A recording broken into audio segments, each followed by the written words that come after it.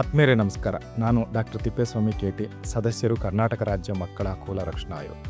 ನಾವಿದೇನ ಮಕ್ಕಳ ಹಕ್ಕುಗಳ ಗ್ರಾಮ ಸಭೆ ಬಗ್ಗೆ ಒಂದಷ್ಟು ಮಾಹಿತಿಗಳನ್ನು ತಿಳ್ಕೋಣ. ತಮ್ಮೆಲ್ಲರಿಗೆ ಗೊತ್ತಿದೆ, ಈ ದೇಶದ ಜನಸಂಖ್ಯೆಯಲ್ಲಿ 42% ಮಕ್ಕಳಿದ್ದಾರೆ. ದೊಡ್ಡ ಸಂಖ್ಯೆ. ಇಂಥ ಮಕ್ಕಳ ಹಕ್ಕುಗಳನ್ನು ರಕ್ಷಣೆ ಮಾಡಬೇಕಾಗಿರೋದು ಸರ್ಕಾರದ ಆದ್ಯ ಕರ್ತವ್ಯ.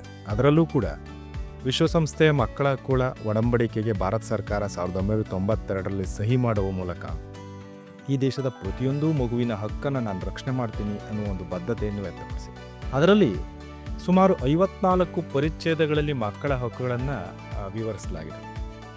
ಈ ಎಲ್ಲ ಹಕ್ಕುಗಳನ್ನು 4 ಗುಚ್ಛಗಳಾಗಿ ನಾವು ವಿಂಗಡಿಸಿದಾಗ ಬದುಕುವ ಹಕ್ಕುಗಳು, ವಿಕಾಸ ಹೊಂದುವ ಹಕ್ಕುಗಳು, ರಕ್ಷಣೆ ಹೊಂದುವ ಹಕ್ಕುಗಳು ಹಾಗೂ ಭಾಗವಹಿಸುವ ಹಕ್ಕುಗಳು ಅಂತ ಕರೀತೀವಿ. ನಾನಿವತ್ತು ಮಾತಾಡುವ ಈ ಮಕ್ಕಳ ಹಕ್ಕುಗಳ ಗ್ರಾಮ ಸಭೆ ಅನ್ನುವಂಥದ್ದು ಈ ಕೊನೆಯಲ್ಲಿ ನಾವು ಮಾತನಾಡಿದ ರೈಟ್ ಟು ಪಾರ್ಟಿಸಿಪೇಷನ್ ಅಥವಾ ಭಾಗವಹಿಸುವ ಹಕ್ಕಿನ ಭಾಗವಾಗಿ ಬಂದಂಥದ್ದು.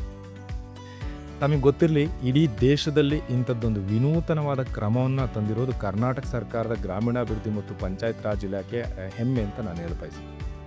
ಯಾಕಂದರೆ ಮಗುವಿನ ಮೇಲೆ ಪರಿಣಾಮ ಬೀರುವ ಪ್ರತ್ಯಕ್ಷವಾಗಿ ಅಥವಾ ಪರೋಕ್ಷವಾಗಿ ಮಗುವಿಗೆ ಸಂಬಂಧಿಸಿದ ಯಾವುದೇ ವಿಷಯಗಳಲ್ಲಿ ಮಗುವಿನ ಅಭಿಪ್ರಾಯವನ್ನು ಕೇಳಿಸಿಕೊಳ್ಳುವ ವ್ಯವಸ್ಥೆ ಇರಬೇಕು, ಅವಕಾಶಗಳಿರಬೇಕು. ಇದು ರೈಟ್ ಟು ಪಾರ್ಟಿಸಿಪೇಷನ್ನ ಆಶಯ.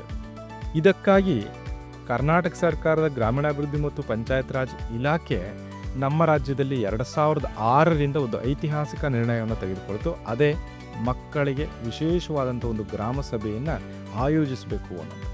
ಪ್ರತಿ ವರ್ಷ ನವೆಂಬರ್ ತಿಂಗಳಲ್ಲಿ ಕಡ್ಡಾಯವಾಗಿ ರಾಜ್ಯದ ಎಲ್ಲ ಗ್ರಾಮ ಪಂಚಾಯಿತಿಗಳು ಕೂಡ ಕನಿಷ್ಠ ಒಮ್ಮೆಯಾದರೂ ಈ ರಾಜ್ಯದ ಮಕ್ಕಳ ಕುಂದುಕೊರತೆಗಳನ್ನು, ಅಹವಾಲುಗಳನ್ನು ಮತ್ತು ಆಡಳಿತದಲ್ಲಿ ಅವರನ್ನು ಸಕ್ರಿಯವಾಗಿ ಭಾಗವಹಿಸಬೇಕು ಅನ್ನುವ ದೃಷ್ಟಿಯಲ್ಲಿ ಅವರನ್ನು ತೊಡಗಿಸಿಕೊಳ್ಳುವ ಹಿನ್ನೆಲೆಯಲ್ಲಿ ಮಕ್ಕಳ ಹಕ್ಕುಗಳ ಗ್ರಾಮ ಸಭೆಯನ್ನು ನಡೆಸುವುದು ಈಗ ಕಡ್ಡಾಯ.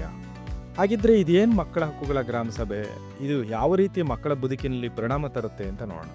ಮಕ್ಕಳು ತಮ್ಮ ಸಮುದಾಯದಲ್ಲಿ, ತಮ್ಮ ಮನೆಯಲ್ಲಿ ಅಥವಾ ತಮ್ಮ ಶಾಲೆಯಲ್ಲಿ ಅವರು ಎದುರಿಸ್ತಾ ಇರುವಂತಹ ಯಾವುದೇ ಅಹವಾಲುಗಳು, ಸಮಸ್ಯೆಗಳು, ಸವಾಲುಗಳು ಕಂಡು ಬಂದರೆ ಅದನ್ನು ಆಡಳಿತಕ್ಕೆ ಮುಟ್ಟಿಸುವ, ಆ ಮೂಲಕ ಸ್ಥಳೀಯ ಸಮಸ್ಯೆಗಳಿಗೆ ಸ್ಥಳೀಯವಾಗಿ ಬಗೆಹರಿಸಿಕೊಳ್ಳುವ ಒಂದು ಆಶಯ ಇದರಿಂದಿದೆ. ಮತ್ತು ಪ್ರಜಾಪ್ರಭುತ್ವ ಅಂದ್ರೇನು? ಎಲ್ಲ ವ್ಯಕ್ತಿಗಳ ಧ್ವನಿಗಳನ್ನು ಖಾತ್ರಿಯಾಗಿ ಕೇಳಿಸಿಕೊಳ್ಳುವುದು ಪ್ರಜಾಪ್ರಭುತ್ವ. ಹಾಗಿದ್ದಾಗ 42% ಮಕ್ಕಳ ಧ್ವನಿಯನ್ನು ಕೇಳಿಸ್ಕೊಳ್ಳಿಲ್ಲ ಅಂದರೆ ಇದೆಂಥ ಪ್ರಜಾಪ್ರಭುತ್ವ ಆಗಲಿ ಸಾಧ್ಯ? ಹಾಗಾಗಿನೇ ಈ ಜನಸಂಖ್ಯೆಯ ದೊಡ್ಡ ಭಾಗವಾದ ಮಕ್ಕಳು ತಮ್ಮ ಬದುಕಿನ ಕುಂದುಕೊರತೆ, ಸವಾಲುಗಳನ್ನು ತಾವು ಹೇಳಿಕೊಳ್ಳುವುದಕ್ಕಿರುವಂಥ ಒಂದು ಅವಕಾಶ ಮಕ್ಕಳ ಹಕ್ಕುಗಳ ಗ್ರಾಮ ಸಭೆ. ಈ ಎಲ್ಲದರ ಹಿನ್ನೆಲೆಯಲ್ಲಿ ನವೆಂಬರ್ ತಿಂಗಳಲ್ಲಿ ಇದನ್ನು ನಾವು ಕಡ್ಡಾಯವಾಗಿ ನಡೆಸಬೇಕಾಗತ್ತೆ.